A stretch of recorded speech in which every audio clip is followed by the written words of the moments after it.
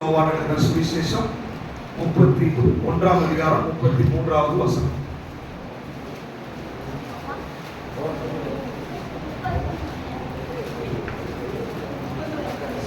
மூன்றாவது வசனம். யோவான் எழுதின சுவிசேஷம்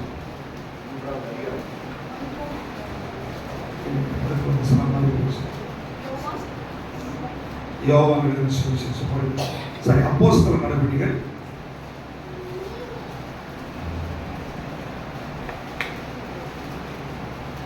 1ஆம் அதிகாரம் 4வது வசனம்.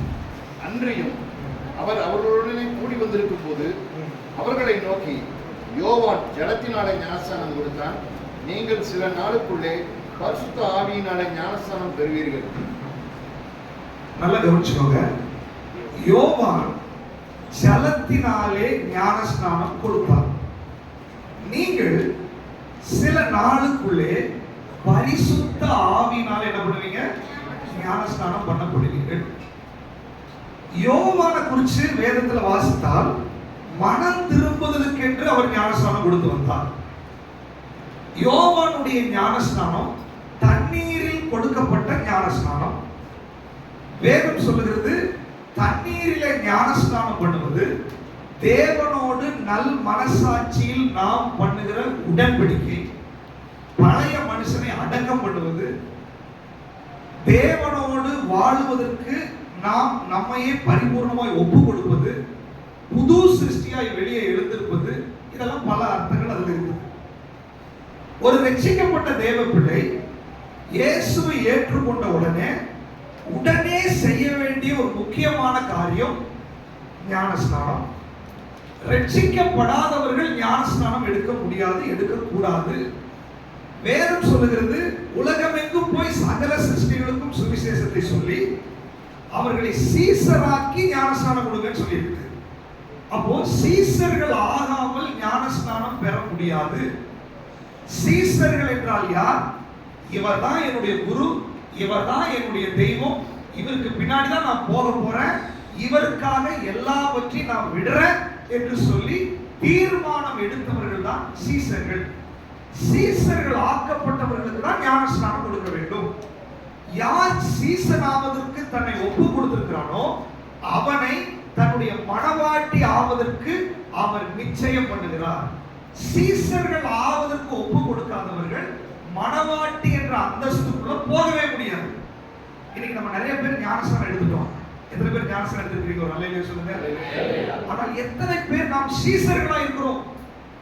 எத்தனை பேர் இயேசுவுக்காக இதை நான் விட்டுட்டேன், இயேசுவுக்காக எல்லாத்தையும் நான் துறந்துட்டேன், இயேசுவுக்காக நான் விளக்கரை செலுத்துறதுக்கு ஆயத்தமா இருக்கிறேன். சீசர்கள் என்ன பண்ணாங்க? என் பின்னாடி வா அப்படின்னு சொன்னா படகை விட்டுட்டு வந்துட்டாங்க, வலையை விட்டுட்டு வந்துட்டாங்க. அன்னைக்கு அவங்களுக்கு இருந்த வேலையே படகுதான், மீன் பிடிக்கிறது தான். அவங்களுக்கு சாப்பாட்டுக்கான வாழ்வாதாரமே அதுதான், அதுதான் தொழில். அந்த தொழிலை விட்டுட்டு இவரை பின்பற்றி போகணும்னு சொல்லிட்டு வந்தாங்க. அதனாலதான் அவர்கள் உலகத்தையே அசைக்கிறவர்களாய் மாறினார்கள். இன்னைக்கு ஆண்டவர் கேட்கிறாரு, நீங்க என்னை நேசிக்கிறேன்னு சொல்றீங்க, எனக்கு சீசனா இருக்கிறேன்னு சொல்றீங்க, ஆனா எனக்காக நீங்க எதை விலைக்கரையும் செலுத்தினீர்கள்? ஒரு பிரேயருக்காக ஒரு நாள் வேலையினால விலக்கரையை செலுத்த முடியல, ஒரு நாள் வருமானத்தை விலக்கரையை செலுத்த முடியல. மற்றவர்களை திருப்திப்படுத்துவதில் நம்ம முதலிடம் கொடுக்கிறோம். ஆண்டவர் கேட்கிறாரு, எல்லாரும் நீங்க திருப்திப்படுத்துறீங்க, கம்பெனி ஓனரை திருப்திப்படுத்துறீங்க, மனைவியை திருப்திப்படுத்துறீங்க, கணவரை திருப்திப்படுத்துறீங்க, என்னைக்கு என்னை திருப்திப்படுத்தும்படி நீங்க ஒரு தீர்மானம் எடுப்பீங்க? அப்படிப்பட்ட உள்ளங்களை ஆண்டவர் தேடுகிறார். இயேசு சொன்னாரு, பிதாவின் சித்தம் நிறைவேற்றுவதுதான் என்னுடைய போஜனமா இருக்குது. நான் உலகத்துக்கு வந்தது பிதாவின் சித்தத்தை செய்வதற்காக தான் நான் உலகத்துக்கு வந்தேன். அவர் அப்படிப்பட்டவர்களை தான் தேடுகிறார். ஆண்டவருக்காக நான் வாழணும், ஆண்டவருக்காக நான் ஜீவிக்கணும், அப்படிப்பட்ட உள்ளங்களை தான் ஆண்டவர் தேடிக்கொண்டிருக்கிறார். இங்க இருக்கிற அநேகருக்குள்ள ஆண்டவர் பேசுகிறார், உன் வாழ்க்கையில கிறிஸ்துவுக்கு நீ முதலிடம் கொடுக்கிறதுக்கு இன்னைக்கு நீ தீர்மானம் எடுக்க வேண்டும். வேலையில முக்கியத்துவம், மற்ற காரியங்களுக்கு முக்கியத்துவம், உலகத்துக்கு முக்கியத்துவம், அதுக்கெல்லாம் எந்த காம்ப்ரமைஸ் பண்ணாம நம்ம போய் கொண்டிருக்கிறோம். பட் இயேசுவை பின்பற்றி வருவதற்கு 1000 காரணங்களை நம்ம சொல்லுகிறோம். ஆயிரம் காரணங்களை சொல்றோம். வேதம் சொல்லுகிறது, நீ முதலாவது தேவனுடைய ராஜ்யத்தையும் அவருடைய நீதியை தேடினால் இவைகள் எல்லாம் உனக்கு கூட கொடுக்கப்படும். அதுக்கு சாட்சியை நீங்க சிஸ்டர் சொல்லிட்டு போனாங்க. நான் உலகத்துல எங்க போனாலும் சரி, என்ன வேலைக்கு போனாலும் சரி, ஞாயிற்றுக்கிழமை முதலாவது நான் ஆலயத்துக்கு போவேன். அங்கதான் எனக்கு ஆசீர்வாதம். நல்லா தெரிஞ்சுக்கோங்க, இயேசுவை யாராவது சந்தித்தது உண்மைனா, இயேசு யாரையாவது தொட்டது உண்மைனா, அதனுடைய அடையாளம் அவர்கள் ஆலயத்துக்கு வராம இருக்க மாட்டார்கள். இயேசு உங்களுக்குள்ள இருக்கிறது உண்மைனா, நீங்க ரட்சிக்கப்பட்டது உண்மைனா, அதனுடைய அடையாளம் தேவ சமூகத்துக்கு வராம உங்களால இருக்க முடியாது. அன்னைக்கு ஆலயத்துக்கு போகலன்னா பைத்தியம் பிடிச்ச மாதிரி ஆகும், எதையோ இழந்தது மாதிரி ஆகும். ஆனா ஆலயத்துக்கு வராம நான் சந்தோஷமா என் காரியத்தை செய்யறேன்னா எங்கேயோ ஒரு குழப்பம் இருந்து கொண்டிருக்கிறது, எங்கேயோ சத்துரு உங்களை பிடித்து கொண்டிருக்கிறான், தேவ சமூகத்துக்கு முக்கியத்துவம் கொடுக்க விட மாட்டேங்கிறான். ஆண்டவர் சொல்றாரு, உன்னுடைய வாழ்க்கையில் அநேக ஆசீர்வாதங்கள் தடைபடுவதற்கும், உன்னுடைய வாழ்க்கையில் அநேக ஜெபங்கள் கேட்கப்படாததற்கும், உன்னுடைய வாழ்க்கையில் அநேக விடுதலைகள் தாமதிப்பதற்கும், உன்னுடைய வாழ்க்கையில தேவ திட்டங்கள் நிறைவேறுவதற்கு தாமதமாகி கொண்டிருப்பதற்கும் ஒரே காரணம், நீ ஆண்டவருக்கு முக்கியத்துவம் கொடுக்கவில்லை. வேதம் சொல்லுகிறது, என்னை கனம் பண்ணுகிறவர்களை நான் கனம் பண்ணுவேன், என்னை கனம் பண்ணாதவர்கள் கனஈனப்படுவார்கள். ஆண்டவருக்கு நாம் கொடுக்கக்கூடிய கனம் எது? அவர் சமூகத்துக்கு நம்ம போகணும். எத்தனை பேர் நீங்க ஒப்பு கொடுக்க போறீங்க? ஆண்டவரே, நான் உங்களை கனம் பண்ண போறேன், உமக்கு முதலிடம் கொடுக்குற வாயில திறந்து சொல்லுங்களா, ஆண்டவரே நான் உங்களுக்கு முதலிடம் கொடுக்க போறேன், என்ன மன்னிங்க ஆண்டவரே. ஏன்னா அவர் இரக்கம் உள்ளவர், அவர் நம்மளோட பேசுறாரு, நம்மளை மனம் திரும்புவதற்காக தான். ஆண்டவரே நான் உங்களுக்கு முதலிடம் கொடுக்குறேன் ஆண்டவரே, உமக்காக நான் வாழ போறேன் ஆண்டவரே, உலகம் எனக்கு இரண்டாவது ஆண்டவரே, நீர் தான் எனக்கு முதல், நீர் தான் எனக்கு முக்கியம். ஆண்டவரே நீங்க அப்படி ஒப்பு கொடுத்தால் உங்க வேலை, உங்க பிரச்சனை அதெல்லாம் அவர் பார்த்து கொள்வார். எத்தனை பேருக்கு நம்பிக்கை இருக்கு, என் வேலையை என் காரியத்தை அவர் பார்த்துக்குவார்னு சொல்லிட்டு? ஹல்லேலூயா. நீங்க சிஸ்டர் சாட்சி சொன்னாங்க, அவங்களையும் அவங்க பிள்ளைகளையும் ஆண்டவர் அனாதைகளா விடவே இல்லை.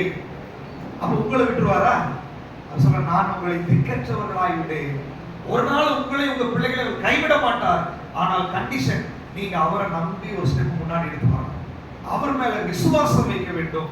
அப்போ ரட்சிக்கப்பட்ட உடனே உடனடியாக செய்வது ஞானஸ்நானம். ஞானஸ்நானம் எடுப்பவர்கள் ஒரு சீசன் ஆகும்படி தங்களுடைய வாழ்க்கையை ஒப்பு கொடுக்காமல் ஞானஸ்நானம் நீங்க எடுத்திருந்தீங்கன்னா அந்த ஞானஸ்நானத்தினால ஒரு பிரயோஜனம் கிடையாது. ஞானஸ்நானம் சட்டத்தின்படி எடுக்க வேண்டும்.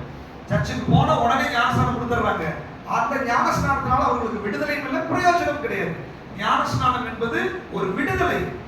இன்னைக்கு சரியான ரட்சிப்பின் அனுபவம் இல்லாம ஞானஸ்நானம் எடுத்திருந்தீங்கன்னா நீங்க உங்களுடைய ஞானஸ்நானத்தை சுய பரிசோதனை பண்ணுங்க.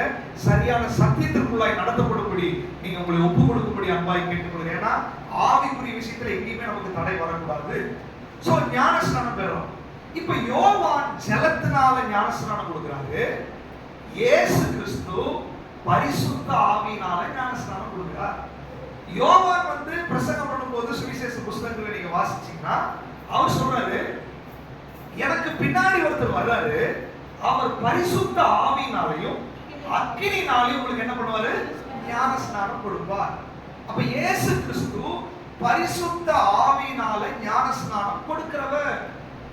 பரிசுத்த ஆவியானவருடைய ஞானஸ்நானம் என்பது சீசர்களுக்கு ஆண்டவர் சொல்றாரு, நீங்க என்னை பின்பற்றி வந்தது உண்மைதான், ஞானஸ்நானம் பெற்றீங்க உண்மைதான், ஆனால் பரிசுத்த ஆவியினுடைய ஞானஸ்நானத்தை பெறாமல் நீங்க உலகத்துக்குள்ள போகாதீங்க. அப்போஸ்தலர் 1:8 சொல்லுகிறது, பரிசுத்த ஆவி உங்களிடத்துல வரும் பொழுது நீங்கள் பலன் அடைவீர்கள். நீங்க பலன் அடைஞ்சு எருசலேமில, யூதேயாவில, சமாரியாவில, பூமி கடைசி வரையிலும் எனக்கு நீங்க சாட்சியா இருப்பீர்கள். அப்ப பரிசுத்த ஆவியானவர் உங்களுக்குள்ள கொடுக்கப்படுவதும் பரிசுத்த ஆவியில நீங்க ஞானஸ்நானம் பெறுவதும் எதற்காக அப்படின்னு சொன்னா நீங்கள் பலன் அடைவதற்காக. பரிசுத்த ஆவியானவருடைய அபிஷேகமே உங்களுக்குள்ள பலனை கொடுக்கும்படியாக. அநேகருடைய வாழ்க்கையில பரிசுத்த ஆவியுடைய அபிஷேகத்தை பெற்றுக் கொண்டு விட்டோம், அந்நிய பாஷைகளை பேசுகிறோம், வரங்கள் நமக்குள்ள செயல்படுகிறது, ஆனால் பலன் இல்லை. நல்ல ஆவியில் நிறைஞ்சு துதிக்கிறோம், வீட்டுக்கு போய் ஒரு பிரச்சனை வந்துச்சுன்னா உடஞ்சு அழுகிறோம், ஆவியில நிறைஞ்சு ஆராதிக்கிறோம், ஒரு சோதனை வரும்போது அப்படியே கீழே விழுந்து விடுகிறோம். சின்ன சின்ன விஷயத்தை தாங்க முடியறதில்ல, சின்ன சின்ன பிரச்சனைகளை ஓவர் கம் பண்ண முடியறதில்ல, நம்முடைய எமோஷன்ஸை கண்ட்ரோல் பண்ண முடியறதில்ல. அநேக நேரங்களில நம்முடைய வாழ்க்கையில நான் பலவீனமான மனுஷன், நான் பலவீனமான மனுஷன் என்பதை அறிக்கை செய்து அதை வாழ்க்கையில் நம்ம காண்பிக்கிறோம். ஆனால் பரிசுத்த ஆவியானவருடைய ஞானஸ்நானம் என்பது பலவீனமான என்னை பலப்படுத்தும்படியாக தான் என்பதை நாம் மறந்து போய்விடக் கூடாது. பரிசுத்த ஆவியினுடைய ஞானஸ்நானம் என்பது எப்படி ஒரு சாயத்துக்குள்ள ஒரு வெள்ளை நூலை நம்ம டிப் பண்ணா அந்த கலர் அப்படியே அந்த நூலை பிடித்துக் கொள்ளுகிறதோ, அந்த மாதிரி பலவீனமான நான் பலமுள்ள பரிசுத்த ஆவியினுடைய அந்த வல்லமைக்குள்ளாக நான் அதற்குள் முழுகும் பொழுது அல்லது அந்த வல்லமை என்னை நிறைக்கும் போது என்னுடைய பலவீனங்கள் மாறி அவருடைய வல்லமை எனக்குள்ளாக வருகிறது.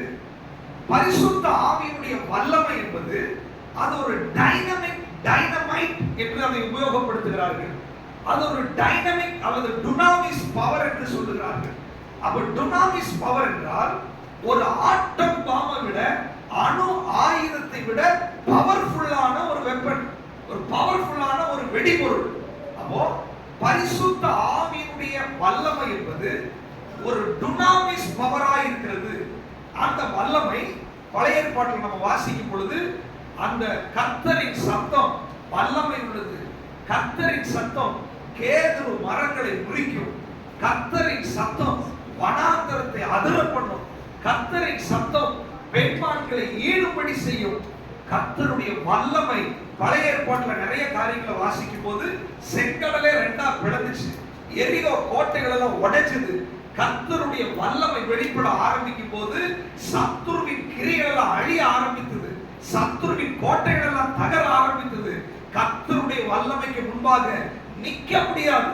பெலிஸ்தியர்கள் சொல்றாங்க, இப்படிப்பட்ட பயங்கரமான தெய்வத்துக்கு முன்பாக நிற்கத்தக்கவன் யார்?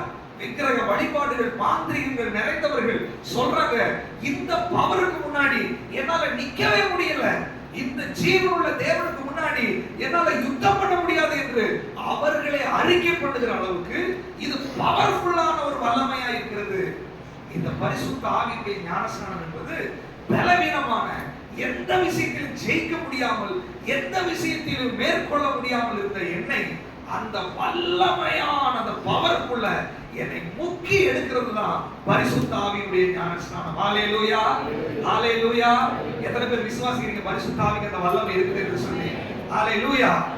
அப்போ பரிசுத்த ஆவியுடைய ஞானஸ்நானத்தை பெற்றவர்கள் இப்படிப்பட்ட பவர்ஃபுல்லான ஒரு அந்த வல்லமைக்குள்ளாக முக்கி எடுக்கப்பட்டதற்கு பிற்பாடு பலனில்லை.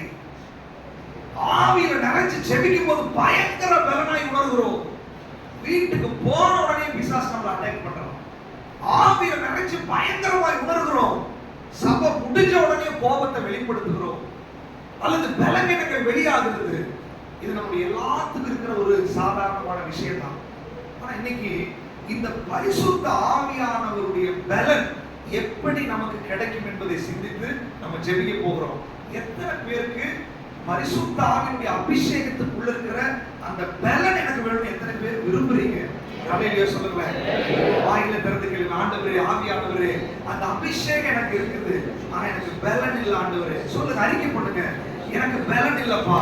கோபத்தை மேற்கொள்றதுக்கு எனக்கு பலன் இல்ல, இச்சையை மேற்கொள்றதுக்கு எனக்கு பலன் இல்ல ஆண்டவரே, ஜெபிக்கிறதுக்கு எனக்கு பலன் இல்ல, ஆவிக்குரிய வளர்ச்சிக்கு எனக்கு பலன் இல்ல, மன்னிக்கிறதுக்கு எனக்கு பலன் இல்ல, ஒப்புரவாகிறதுக்கு எனக்கு பலன் இல்ல ஆண்டவரே. என் வாழ்க்கை மாறுபடி அந்த பலன் எனக்கு வேணும் ஆண்டவரே, அந்த வல்லமை எனக்கு வேணும் ஆண்டவரே, எனக்கு கொடுங்க ஆண்டவரே. இன்னைக்கு தாகம் உள்ளவர்களுக்கு அந்த டுனாமிஸ் பவருடைய வல்லமை, நீ எங்க பலவீனமா இருக்கிறாயோ உன்னுடைய பலவீனத்துல உதவி செய்கிற அந்த பரிசுத்த ஆவியுடைய அந்த டுனாமிஸ் பவரை நீங்க வெளிப்படுத்த போறீங்க. அது உங்களுக்கு வெளிப்பட போகிறது. ஹalleluya, ஹalleluya. இன்னைக்கு ஆவியானவர் அந்த பவரை நமக்கு கொடுக்கணும்னு சொல்லி விரும்புகிறார். லூக்கா சுவிசேஷத்துல அந்த வசனம் உங்களுக்கு தெரியும், 1ஆம் அதிகாரத்துல நீங்க வாசிக்க வேண்டாம்.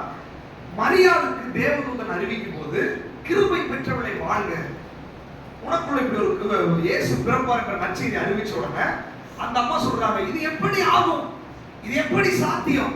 அந்த வசனம் சொல்லுது, பரிசுத்த ஆவி உண்மையில் வரும், உன்னதமானவருடைய பலம் உண்மையிலே நிலையிடும். அப்போ பரிசுத்த ஆவியானவர் வருவாரு, அதை செய்யும்படி அவருடைய பலனும் உன்னால வரும். அப்போ பரிசுத்த ஆவியானவரும் அந்த உன்னதமானவருடைய பலமும் எனக்குள்ள வரும்போது வாய்ப்பே இல்லாத ஒரு இடத்துல கரு உற்பத்தியாக ஆரம்பித்துவிடும். சூப்பர் நேச்சுரலான காரியங்கள் அங்க சம்பவிக்க ஆரம்பிக்கும். இன்னைக்கு பரிசுத்த ஆவியுடைய பலனை குறித்து நம்ம பேசும்போது எனக்குள்ள அவர் வர்றாரு, ஆனால் என்னால கோபத்தை ஜெயிக்க முடியல, என்னால மன்னிக்க முடியல, நிறைய பலன் எனக்குள்ள இருக்குது.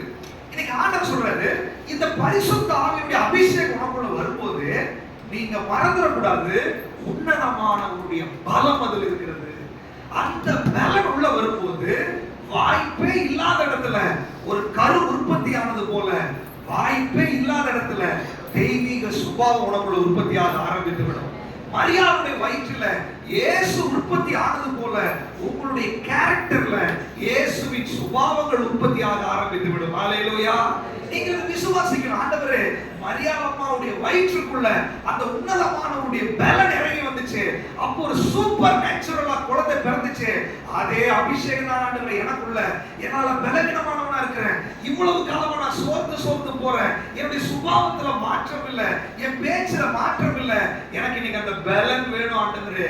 எனக்கு ஒரு சூப்பர் நேச்சுரலான ஒரு கேரக்டர் சேஞ்ச் நடக்கணும் ஆண்டவரே, என்னை ஒப்பு கொடுக்கிற ஆண்டவரே சொல்லி இன்னைக்கு நீங்க ஒப்பு கொடுத்தா அந்த உன்னதமானவருடைய பலன் உங்க மேல வெளிப்பட ஆரம்பிக்கும். ஹல்லேலூயா. எத்தனை பேர் விசுவாசிக்கிறீங்க அது வேணும்னு சொல்லிட்டு? ஹல்லேலூயா. இயேசு கிறிஸ்து பரிசுத்த ஆவியினால நிறையப்பட்டார். இயேசு கிறிஸ்து நிறைஞ்ச உடனே அப்போஸ்தலர் நடவடிக்கைகள் அவரை குறித்து சாட்சி சொல்றாங்க. வாசிங்க வசனத்தை. அப்போஸ்தலர் நடவடிக்கைகள் 10ஆம் அதிகாரம்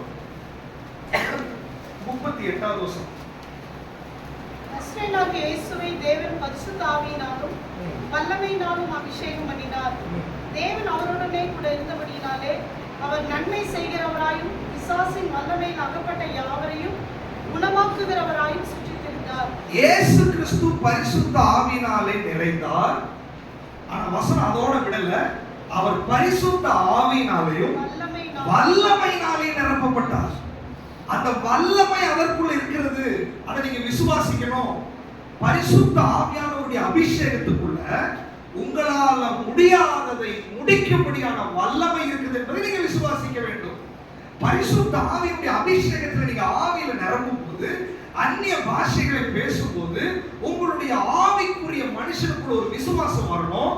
என் கேரக்டரை மாற்றக்கூடிய பவர் இதுக்குள்ள இருக்கிறது இந்த அபிஷேகத்துக்குள்ள, என்னை மன்னிக்க வைக்கக்கூடிய பவர் இருக்கிறது இந்த அபிஷேகத்துக்குள்ள, எனக்குள்ள தெய்வீக சுபாவத்தை வெளிப்படுத்தக்கூடிய பவர் இந்த அபிஷேகத்துக்குள்ள இருக்கிறது. நீங்க அந்நிய பாஷை பேசும்போது இந்த பவர் இதுக்குள்ள இருக்குது என்று நீங்க விசுவாசிச்சா அந்நிய பாஷையுடைய லெவலே மாற ஆரம்பித்து விடும். நீங்க வெறுமனே அந்நிய பாஷை பேசுனீங்கன்னா கொஞ்ச நேரத்துல உங்களுக்கு தூக்கம் வந்து விடும், அல்லது நீங்க உளர்ற மாதிரி உங்களுக்கு தெரியும். ஆனா நீங்க அந்நிய பாஷையில ஆவியில நிறைஞ்சு பேசும்போது உங்க மனதுக்குள்ள நீங்க நினைக்கணும், இது சாதாரண ஆவியின் நிறைவு கிடையாது, இதுக்குள்ள உன்னதமானவருடைய பலம் இருக்கிறது, இதுக்குள்ள வல்லமை இருக்கிறது, இதுக்குள்ள ஒரு டுனாமிஸ் பவர் இருக்கிறது. அந்த பவர் என் கேரக்டரை மாற்ற வல்லது, அந்த பவர் என் வாழ்க்கையை மாற்ற வல்லது, அந்த பவர் எனக்குள்ள இருக்கிற அசுத்தத்தை வெளியேற்றக்கூடியது, அந்த பவர் என்னை சூப்பர் நேச்சுரலாய் வாழ வைக்கக்கூடியது. நீங்க ஆவியில நிறையும் போதெல்லாம் என்னைக்கு இதெல்லாம் விசுவாசிக்கிறீர்களோ அப்பொழுது உங்களுக்குள்ள இருந்து வல்லமை புறப்பட ஆரம்பித்து விடும். உங்க வாழ்க்கை இயேசுவை போல மாற ஆரம்பித்து விடும். ஹல்லேலூயா. எத்தனை பேர் விசுவாசிக்கிறீங்க? இன்னைக்கு அதுக்காக நம்ம செபிக்க போறோம். வெறும் அபிஷேகம் சும்மா துள்ளி குதிச்சு அந்நிய பாஷை பேசுறதுக்கு இல்ல, அந்த டுனாமிஸ் பவர் எனக்குள்ள வெளிப்பட வேண்டும். அது என்னுடைய பலவீனத்துல பலனாய் மாற வேண்டும். அப்படிப்பட்ட பலன் வந்தாதான் நீங்க சாட்சியா இருப்பீர்கள். பரிசுத்த ஆவி உங்களுக்குள்ள வரும் பொழுது நீங்கள் பலனடைவீர்கள். அப்பொழுதுதான் எருசலேமில, யூதேயாவில, சமாரியாவில, பூமியின் கடைசி பரியந்தம் சாட்சிகளா இருப்பீர்கள். இந்த வெளிப்பாடு இல்லைன்னா நீங்க அந்நிய பாஷை பேசுவீங்க, உங்க வீட்டிலேயே சாட்சி இருக்காது. இந்த வெளிப்பாடு இல்லைன்னா நீங்க ஆவியில நிறைவீங்க, உங்க வீட்டுல உங்களை பார்த்து குற்றப்படுத்துவாங்க. உங்க வீட்டுக்குள்ள, அதாவது யூதேயாவிலும் பூமியின் கடைசி பரியந்தம் ஆண்டவர் சொல்லிட்டாரு, இந்த டுனாமிஸ் பவருக்கு பூமியின் கடைசி பரியந்தம் உங்க சாட்சியை வெளிப்படுத்தக்கூடிய பவர் இருக்குது. ஆனால் ஆவியில நிறைகிறோம், அந்நிய பாஷை பேசுறோம், வீட்டுக்குள்ளேயே சாட்சி வெளிப்பட மாட்டேங்குது. இந்த பரிசுத்த ஆவியுடைய பலன் முதல்ல உங்களுக்கு சாட்சி வாழ்க்கையை கொண்டு வர போகிறது. ஹalleluya. இந்த பரிசுத்த ஆவியுடைய பலன் வந்தா உங்களை குறித்து உங்க மனைவிகள் சாட்சி சொல்ல போறாங்க, உங்களை குறித்து உங்க கணவர்கள் சாட்சி சொல்ல போறாங்க, உங்களை குறித்து உங்க பெற்றோர்கள் சாட்சி சொல்ல போறாங்க, பிள்ளைகள் சாட்சி சொல்ல போறாங்க. பரிசுத்த ஆவியுடைய பலனுடைய சகோதர சகோதரிகளை பார்க்கும்போது குறை சொல்ல மாட்டீங்க. ஆண்டவர் உங்களை வல்லமையா பயன்படுத்துறாரு. உங்க பேச்சு மாறிடுச்சு, நீங்க பேசும்போது எனக்கு ஆறுதலா இருக்குது, உங்க முகத்தை பார்த்தாலும் எனக்கு சந்தோஷமா இருக்குது. இது சாட்சியாய் மாறும் சபையில. இனி குறை சொல்லுகிற ஆவி மாறி சாட்சி சொல்லுகிற சபையாய் இது மாறிவிடும். உங்களை பார்த்து குறை சொல்லணுமா அல்லது உங்களுக்குள்ள இருக்கிற வல்லமையை பார்த்து சாட்சியாய் வரணுமா? இன்னைக்கு பரிசுத்த ஆவியானவர் சொல்றாரு, என்னுடைய பலனை நான் உனக்கு கொடுக்க போகிறேன். எங்கெல்லாம் நீ பலவீனமா இருக்கிறையோ உன்னை சாட்சியாய் நிறுத்தும்படி உன்னதமானவருடைய பலன் இன்னைக்கு இறங்கி வர போகிறது. எத்தனை பேர் விசுவாசிக்கிறீங்க எனக்கு அது வேணும்னு சொல்லிட்டு?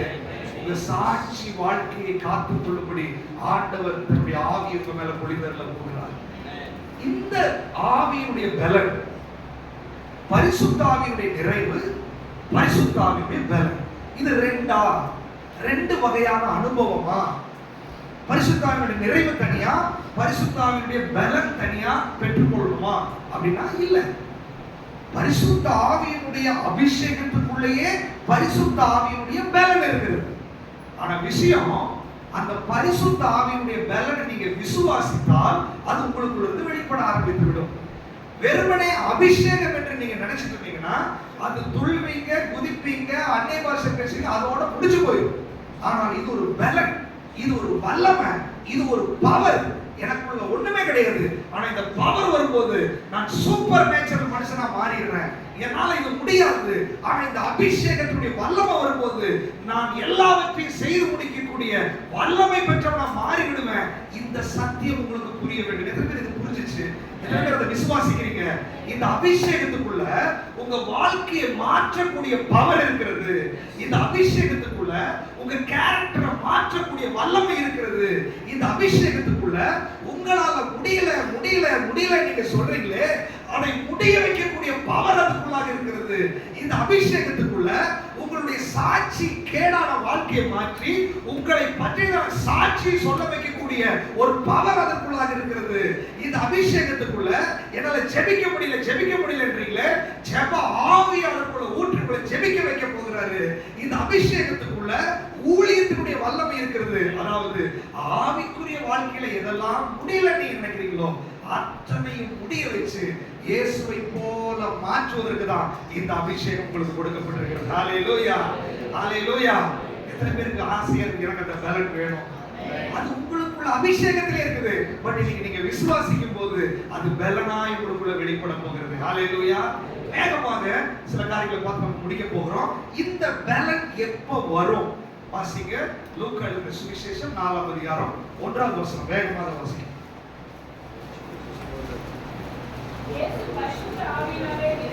இயேசு பரிசுத்த ஆவியினாலே நிறைந்தவராய் யோர்தானை விட்டு திரும்பி, இயேசு கிறிஸ்து பரிசுத்த ஆவியினாலே நிறைந்தார்.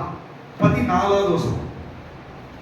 பின்பு இயேசு ஆவியானவருடைய பலத்தினாலே கலிலேயாவுக்கு திரும்பி போனார். நல்லா கவனிச்சுக்கோங்க.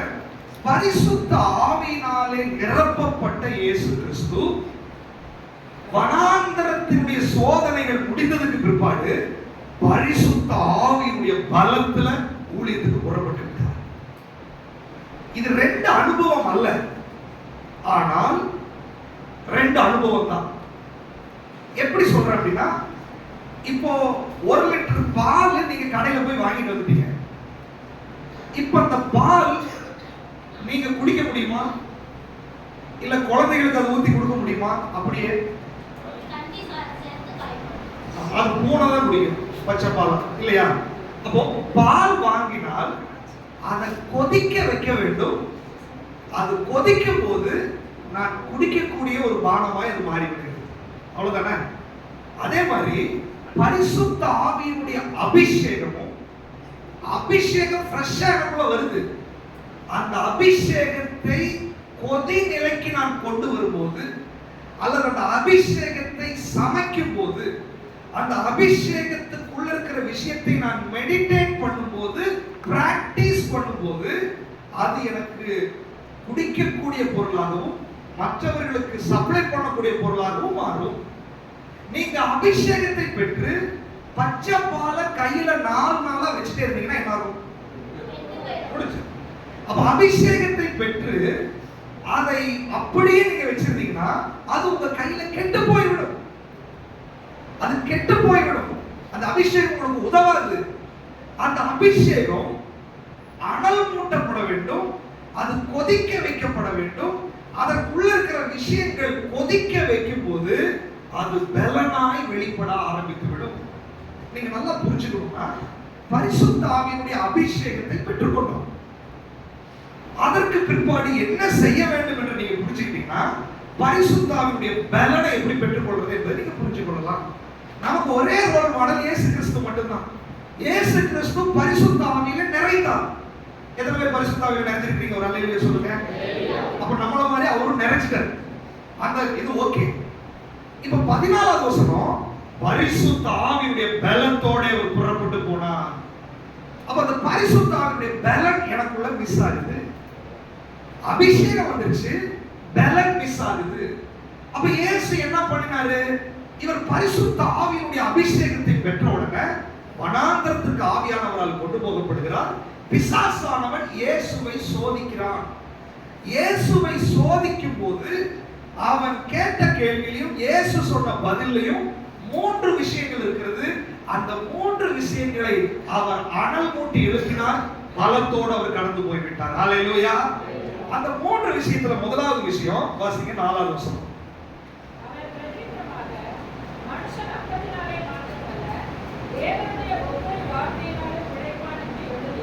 நல்லா கவனிச்சுக்கோங்க. பரிசுத்த ஆவியில நிறைஞ்ச இயேசு கிறிஸ்துவ பிசாசு சொல்றான், வனாந்தரத்துக்கு வந்த உடனே இந்த கல்லுகளை எல்லாம் அப்பமாகும்படி செய்யுங்க. இவர் பதில் சொல்றாரு, மனுஷன் அப்பத்தினால மாத்திரமல்ல தேவனோட வாயிலிருந்து புறப்படுகிற ஒவ்வொரு வார்த்தையினாலும் என்ன பண்ணுவாரு? இப்போ இருளின் ராஜ்யத்திற்கு பிசாசுக்கு ஆண்டவர் ஒரு விஷயத்தை தெளிவுபடுத்துகிறார். இருளின் ராஜ்யத்திற்கு பிசாசுக்கு ஆண்டவர் ஒரு விஷயத்தை எடுத்து உரைக்கிறார். அதேதான் இன்னைக்கு நமக்கும் ஆண்டவர் சொல்றாரு. பரிசுத்த ஆவியினால நிரப்பப்பட்டவர்கள் வார்த்தைக்கு முக்கியத்துவம் கொடுக்கவில்லை என்றால், தேவனுடைய வாயிலிருந்து புறப்படுகிற வார்த்தை ஆகிய வேத வசனத்துக்கு முக்கியத்துவம் கொடுக்கலன்னா, பிசாசை ஜெயிக்கக்கூடிய, சோதனைகளை ஜெயிக்கக்கூடிய அல்லது பலவீனத்தை மேற்கொள்ளக்கூடிய பரிசுத்த ஆவியுடைய டுனாமிஸ் பவர் வெளிப்படாது. நிறைய நேரத்துல அபிஷேகத்தை பெற்றுக்கொண்டோம், பைபிளை தொடவே மாட்டோம். அந்நிய பாஷையில ஜெபிக்கிறோம், பைபிளை தொட மாட்டோம். ஆண்டவர் சொல்றாரு, தேவனோட வாயிலிருந்து புறப்படுகிற ஒவ்வொரு வார்த்தையினால பிழை பண்ண பிசாசு வெட்கப்பட்டு போய்விட்டான்.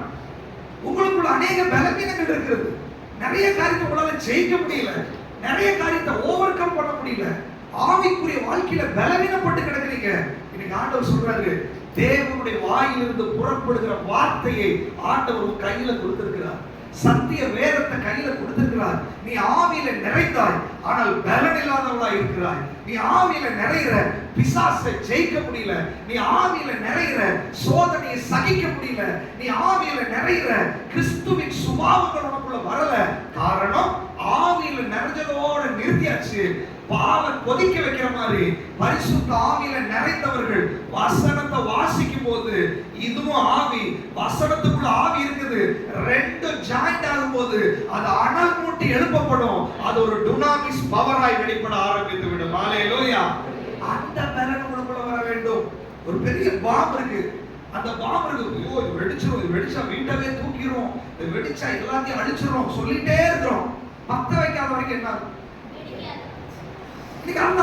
அபிஷேகம் இருக்குது, வல்லமை இருக்குது, தேவன் என்னை பயன்படுத்துவான், நான் ஊழியக்காரி ஆவேன், நான் தீர்க்க தரிசனம் சொல்லுவேன். இதெல்லாம் நிறுத்திட்டு முதல்ல பத்த வைங்க. அவருடைய வசனத்துல பத்த வைங்க. வசனத்தை வாசி, வசனத்தை நேசி, வசனத்தை மெடிடேட் பண்ணு. வசனத்துக்குள்ள ஆவி இருக்குது, வசனத்துக்குள்ள ஜீவன் இருக்குது, வசனத்துக்குள்ள வல்லமை இருக்குது. அதனுடைய ஆத்துமாவில் ஆவியில கணுக்கல்ல ஊனை உருவ குத்தும். உனக்குள்ள இருக்கிற இருதயத்தின் யோசனைகளை வெளியே கொண்டு வந்துரும். உனக்குள்ள இருக்கிற இச்சையின் ஆவியை வெளியே கொண்டு வந்துரும். உனக்குள்ள இருக்கிற பலவீனத்தை வெளியே கொண்டு வரும். உனக்குள்ள இருக்கிற பொருளாசையை வெளியே கொண்டு வரும். உனக்குள்ள ஒரு தெய்வீக சுபாவத்தை உள்ள கொண்டு வந்துரும். உனக்குள்ள ஒரு டுனாமிஸ் பவரை வெளிப்படுத்தி எந்தெந்த விஷயத்துல விடுதலை ஆகலையோ இந்த பவர் வெடிக்க ஆரம்பிச்சதுன்னா விடுதலை ஆட்டோமேட்டிக்கா நடக்க ஆரம்பிக்கும். வேதம் சொல்லுகிறது கர்த்தருடைய ஆவி எங்கேயோ அங்கே விடுதலை உண்டு. அந்த விடுதலை உனக்கு நடக்கணும்னா வசனத்துல நீங்க அதை பத்த வைக்க வேண்டும். ஆவியில நிறையதோடு அல்ல. நீ வசனத்தை பிடிக்காவிட்டால், வசனத்தை வாசிக்காவிட்டால் உங்களால முடியாது. அதனால அபிஷேகம் பெற்றவங்களும் கூட பைபிள் எடுத்தா மயக்கிறான் பிசாசு. அபிஷேகம் பெற்றவர்கள் கூட வசனத்தை தொடவிட மாட்டேங்கிறான், பிஸியாக்குறான். காரணம் பிசாசுக்கு தெரிஞ்சிருச்சு, நீ ஆவியானவருடைய பலனை பெற்றுக்கொள்ள முடியாது, ஆவியானவருடைய பலனை நீ அனுபவிக்க முடியாது. இன்னைக்கு அது ஒரு முடிவு கட்டி என் கையிலேயே எனக்குள்ள இருக்கிற பலனை வெளிப்படுத்தக்கூடிய பவர் இருக்கிறது. என் கையில எனக்குள்ள இருக்கிற டுனாமிஸ் பவரை ஆக்டிவேட் பண்ணக்கூடிய வல்லமை இந்த வசனத்துக்கு இருக்கிறது. என்னுடைய பலவீனத்தை போக்கக்கூடிய வல்லமை என் கையில் இருக்கிற வேத புஸ்தகத்துக்கு இருக்கிறது. என்னுடைய குறைவுகளை நிவர்த்தி ஆக்கக்கூடிய வல்லமை என் கையில் இருக்கிற வசனத்துக்கு இருக்குது என்று சொல்லி என்றைக்கு நீங்கள் புரிந்து கொள்கிறீர்களோ அன்றைக்கு உங்களுக்குள்ள இந்த டுனாமிஸ் பவர் வெளிப்பட ஆரம்பிக்கும். ஹalleluya, ஹalleluya. எத்தனை பேர் அதை விசுவாசிக்கிறீங்க? கேட்கிறதோட இல்ல, தயவு செய்து அபிஷேகம் பெற்றவர்கள் வசனத்தை அதிகமா வாசிங்க. நீங்க வசனத்தை வாசிக்கலன்னா உங்களுக்கு இருக்கிற அபிஷேகம் வீண். அந்த அபிஷேகத்தால உங்களுக்கு பிரயோஜனமே கிடையாது. பிசாசை நீங்க ஜெயிக்கவே முடியாது. இரண்டாவது, அதே அதிகாரத்துல சோதனைக்காரன் வர்றான். 4ஆம் அதிகாரம் 8வது வசனத்தை வாசிங்க.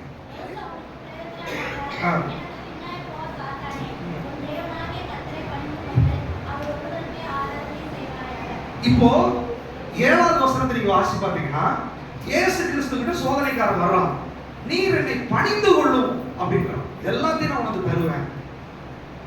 அதுக்கு ரிப்ளை பண்றார் ஆண்டவர், எனக்கு பின்னாக போ சாத்தானே சொல்லிட்டு சொல்றாரு, பணிந்து கொண்டு ஒருவருக்கே ஆராதனை செய்வாயாக. அப்ப பாருங்க, ஃபர்ஸ்ட் பேசும்போது சொல்றாரு அவருடைய வார்த்தையை குறித்து பேசுறாரு. இரண்டாவது பேசும்போது ஆராதனை குறித்து பேசுறாரு. அபிஷேகம் பெற்றவர்கள் வசனம் வாசிக்க வாசிக்க அந்த டுனாமிஸ் பவர் வெளிப்படும். அதே நேரத்துல அபிஷேகம் பெற்றவர்கள் ஆராதிக்க ஆராதிக்க அந்த பவர் வெளிப்பட ஆரம்பித்து விடும். ஆராதனையில தேவ மகிமை வெளிப்படும். ஆராதனையில தேவனை துதிக்கிற துதி எழும்புகிறது. அவரை உயர்த்த உயர்த்த அவருடைய பிரசன்னம் இறங்கி வரும். அவருடைய பிரசன்னத்தினால பர்வதங்கள் எல்லாம் மெழுகு போல உருக ஆரம்பிச்சிடும். அவருடைய பிரசன்னம் வெளிப்படும் போது உங்க பலவீனம் எல்லாம் வெளியே போக ஆரம்பிச்சிடும். அவருடைய பிரசன்னம் வெளிப்படும் போது ஒரு டுனாமிஸ் பவர் உங்களை ஆளுகை செய்ய ஆரம்பிக்கும். அவருடைய பிரசன்னம் வெளிப்படும் போது எப்பேற்பட்ட விஷயமா இருந்தாலும் இன்னைக்கு ஹேண்டில் பண்ண முடியும் என்ற ஒரு நம்பிக்கை உங்களுக்குள்ள பிறக்கும். நீங்க சும்மா அந்நிய பாஷை பேசுறதா இருக்க மாட்டீங்க. நீங்க ஜெயிக்கிறவர்களாய் காணப்பட ஆரம்பித்து விடுவீர்கள். ஹalleluya. ஆராதனை ரொம்ப முக்கியம். பிசாசுக்கு நல்லா தெரியும், வாயை கட்டிடுவான். வாயை திறங்க திறங்க திறங்க. ஏன்? நீ ஆராதித்தால் எரிகோ கோட்டைகள் உடையும் என்று பிசாசுக்கு தெரியும். நீ ஆராதித்தால் சிறைச்சாலை கதவுகள் திறக்கப்படும் என்று பிசாசுக்கு தெரியும். நீ ஆராதிக்கும் போது தேவ பிரசன்னம் வெளிப்படும் என்று பிசாசுக்கு தெரியும். தேவ பிள்ளைகள், அபிஷேகம் பெற்றவர்கள், ஆவியில நிறைந்தவர்கள் ஆராதிக்க ஆராதிக்க உங்களை அறியாத ஒரு சூப்பர் நேச்சுரல் பவர் உங்களுக்குள்ள வெளிப்பட ஆரம்பிக்கும். அந்த பவர் வெளிப்பட்டா அந்த பவருக்கு முன்னாடி சிறைச்சாலை கதவுகள் நிக்க முடியாது, எரிகோ கோட்டைகள் நிக்க முடியாது, சிங்கங்கள் கூட கர்ஜிக்க முடியாது, தீச்சூளை கூட உங்களை தொட முடியாது. எப்பேற்பட்ட தடைகளையும் உடைத்து கொண்டு நீங்க முன்னாடி போக முடியும். ஹalleluya. அபிஷேகம் பெற்றுக்கொண்டு தேவனை ஆராதிக்கிறவர்கள், வேதத்தை வாசிக்கிறவர்கள் பாத்தீங்கன்னா குடும்ப பிரச்சனை, கணவன் பிரச்சனை, பிள்ளைகள் பிரச்சனை இத சொல்ல மாட்டாங்க. என் புருஷ பிரச்சனை, அவர் அடிக்கிறாரு, இது பண்றாரு, வேலை இல்ல, பணம் இல்ல, எனக்கு அந்த பிரச்சனை, வியாதி, இத சொல்றவங்க பாத்தீங்கன்னா இவர்கள் ஆவியில நிறைஞ்சிருக்கிறாங்களே ஒழிய பலன் இல்லை. பலன் இல்லாதவர்கள். ஆண்டவர் சொல்றாரு, உனக்குள்ள இருக்கிற அபிஷேகத்துக்குள்ள ஒரு டுனாமிஸ் பவர் இருக்கிறது. அது உனக்கு தெரியல. பலருக்கு தெரியுது வல்லமை கொடுங்க கொடுங்க கொடுங்க. ஆனா உன்னுடைய வல்லமையான அந்த டுனாமிஸ் பாம பத்த வைக்கக்கூடிய திரி உன்னுடைய வேதத்தில் இருக்குது என்பது உனக்கு தெரியல, உன்னுடைய ஆராதனையில் இருக்குது என்பது உனக்கு தெரியல. நீ வேதத்தை வாசிக்க வாசிக்க ஆராதிக்க ஆராதிக்க இனி குறை சொல்லுவதை நிறுத்தி விடுவாய், அல்லது நீங்க உங்க பிரச்சனைகளை பத்தி சொல்லுவதை நீங்க நிறுத்தி விடுவீர்கள். நீங்க ஆராதிக்கும் போது உன்னத பலன் உங்களுக்குள்ள வரும். ஆண்டவர் சொல்றாரு, உங்க குடும்பத்துல சாட்சி வர ஆரம்பித்து விடும். உங்களுக்குள்ள இருக்கிற அந்த டுனாமிஸ் பவரை பார்க்கும்போது ரட்சிக்கப்படாத உங்க கணவர்கள் பார்ப்பாங்க, ஏதோ என்னுடைய மனைவிக்குள்ள ஒரு மாற்றம், ஏதோ என்னுடைய மனைவியுடைய சுபாவத்துல ஒரு மாற்றம், என் மனைவிக்குள்ள கோபம் இல்லை, என் மனைவி தாழ்ந்து போகிறா, என் மனைவி அன்பு செலுத்துறா, இவருடைய அன்புல ஏதோ ஒரு வித்தியாசம் இருக்கிறது, இவருடைய பேச்சுல ஏதோ வித்தியாசம் இருக்கிறது, இவள் செபித்தா ஏதோ நடக்கிறது, ஏதோ ஒரு வல்லமை ஆட்கொண்டு கொண்டிருக்கிறது என்று ரட்சிக்கப்படாதவர்கள் வீட்டுக்குள்ள சாட்சி சொல்லும்படியாக இந்த டுனாமிஸ் பவர் வெளிப்பட ஆரம்பித்து விடும். ஹல்லேலூயா. இந்த உலகத்துல பிசாசு அவனுடைய வல்லமையை பெரிய பவர் என்று காண்பித்துக் கொண்டிருக்கிறான், அவனுடைய வல்லமையை காண்பித்து பயப்படுத்தி கொண்டிருக்கிறான். ஆனா வேதம் சொல்லுகிறது, அந்த பிசாசின் தலையை நசுக்கி பிசாசின் ராஜ்யத்துக்கு முடிவை கொண்டு வந்த ஒரு டுனாமிஸ் பவர் உனக்குள்ள இருக்கிறது. ஆனால் நீ பத்த வைக்காத வரைக்கும் அது வெடிக்காது. இன்னைக்கு ஆண்டவர் சொல்றாரு, உன்னுடைய ஆராதனையில் அது பத்த போகிறது, உன்னுடைய வேதம் வாசிக்கிறதுல அது பற்றி எரிய போகிறது.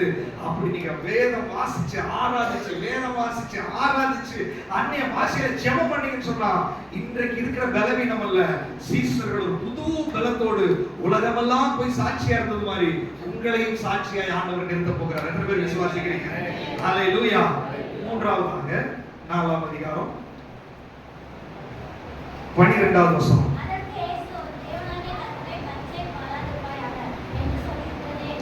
இப்போ பிசாசு சொல்றான், நீ மேல இருந்து கீழே குதியும், தூதர்கள் வந்து உங்களை ஏந்திக்குவாங்கன்னு சொல்லிட்டு வசனம் சொல்லுதுல்ல, நீ குதியும், தூதர்கள் வராரா இல்லையான்னு பார்ப்போம்.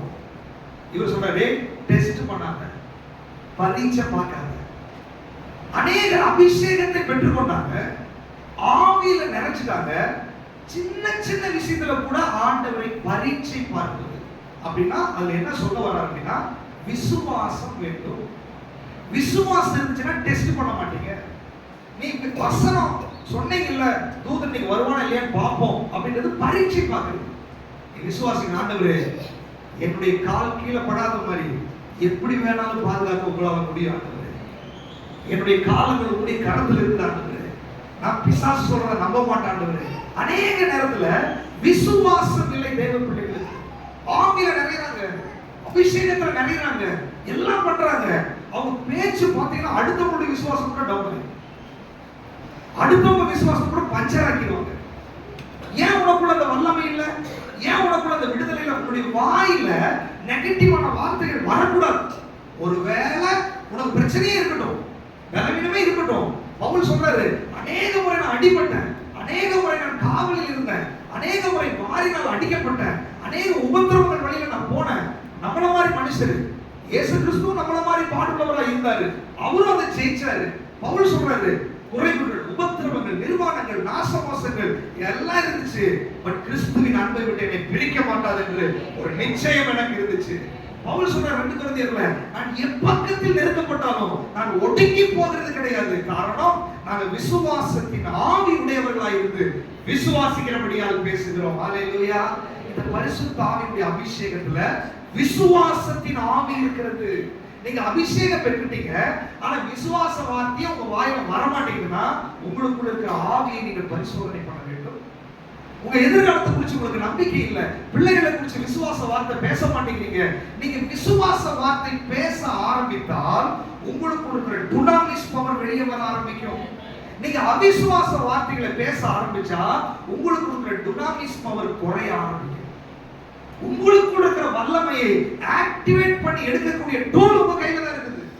நீ விசுவாச அறிக்கை, தேவனால் எல்லாம் கூடும், அவர் எனக்கு செய்ததை நிறைவேற்றுவார், என் மீட்பர் உயிரோடு இருக்கிறார், அவர் எனக்கு வேலையை கொடுப்பார், அவரை கணவனை சபைக்கு கொண்டு வருவார், அவரை பிள்ளைகளை விடுதலை ஆக்குவார், அவரை கடன் அடைப்பார், அவர் எனக்காய் வாசலை திறப்பார், அவர் எனக்காக எல்லாவற்றையும் செய்வார். எனக்கு முன்னாடி ஒண்ணு இல்லைனாலும் பரவாயில்ல, ஆபிரகாம் மாதிரி நான் விசுவாசிக்கிறேன், என்னை அழைத்தவர் இன்னார் என்று நான் அறிவேன், என்னை பட்டினி போட மாட்டார், என்னுடைய தேவைகளை சந்திப்பார். இது பைத்தியக்கார மாதிரி உங்க வாயில அறிக்கை பண்ண பண்ண பண்ண உங்களுக்குள்ள ஒரு டுனாமிஸ் பவர் வெளிப்பட ஆரம்பிக்கிறது. ஹalleluya. வெறுமனே ஆவியில நிறைஞ்ச அபிஷேகத்துல அல்ல, வேதம் உனக்கு வெளிச்சமா இருக்கும், ஆராதனை இருக்க வேண்டும், விசுவாச அறிக்கை இருக்க வேண்டும். இந்த 3 விஷயம் இந்த உலகத்தில் இருக்கிற என்னுடைய பிள்ளைகளுக்கு தேவைன்னு சொல்லிதான் இந்த 3 விஷயத்தை சொல்லி பிசாச முறியடிச்சு ஃபீல்டுக்கு இறங்கிட்டார் ஆண்டவர். அப்படின்னா எப்பேற்பட்ட பிசாசும் இந்த 3 விஷயத்துல அடங்கியே ஆக வேண்டும். எப்பேற்பட்ட போராட்டத்தையும் இந்த 3 விஷயத்துல அடங்கியே ஆக வேண்டும். அது ஆண்டவர் அதெல்லாம் செஞ்சாரு. இதை செஞ்சு முடிச்சுட்டு 14வது வசனத்துல எல்லாத்தையும் ஜெயிச்ச ஒரு மாதிரி புறப்படுறாரு. ஆவியானவருடைய பலத்துல எங்க போனாரு? கலிலேயாவுக்கு போறாரு. கலிலேயாவுல ஏகப்பட்ட பிசாசு வியாதி போராட்டம் இருக்குது. இதை செஞ்சு முடிச்சுதான் கலிலேயாவுக்கு போறாரு. ஊழியம் செய்யணும், ஆத்ம ஆதாயம் செய்யணும், நான் லீடரா இருக்கணும், நான் முன்னாடி வரணும், விரும்புறது நல்லது. ஆனால் இந்த 3 விஷயத்தை செஞ்சு முடிச்சுட்டு ஆராதனைக்கு வரணும். இந்த 3 விஷயத்தை செய்யாம இங்க முன்னாடி வரக்கூடாது. இந்த 3 விஷயத்தை செஞ்சுட்டு நீங்க லீடரா இருக்கணும். நீங்க 3 விஷயத்தை செஞ்சா நீங்க கலிலேயாவுக்கு போறதுக்கு தகுதி உள்ளவர்கள். இந்த 3 விஷயத்துல நீங்க நம்பிக்கை உள்ளவர்களா இருந்தா, உங்க வாயில அறிக்கை பண்றதுல, ஜெபத்துல, ஆராதனையில நீங்க சரியா இருந்தா, கர்த்தர் உங்களை கலிலேயாவுக்கு கொண்டு போவார்.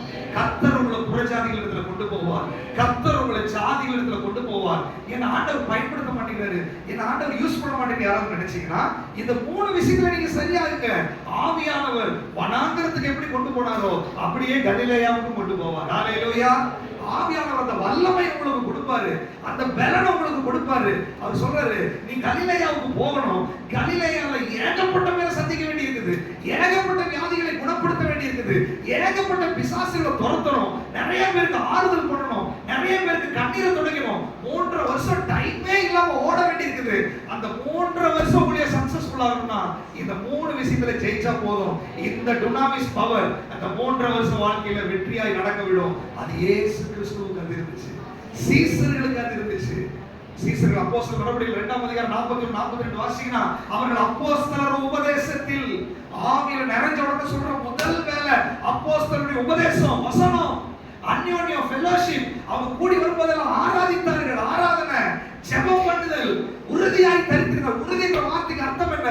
அது விசுவாசம். தளர்ந்து போக கூடாது. சீசர்கள் சாகர வரைக்கும் அந்த பவர் குறையவே கிடையாது.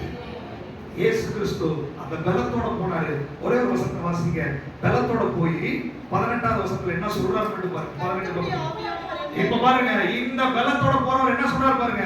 கர்த்தருடைய ஆவியானவர். அப்புறம் வேகமா யாராவது ஒருத்தர் வாசிங்க. தரித்திரருக்கு சுவிசேஷத்தை பிரசங்கிக்கும்படி என்னை அபிஷேகம் பண்ணினார்.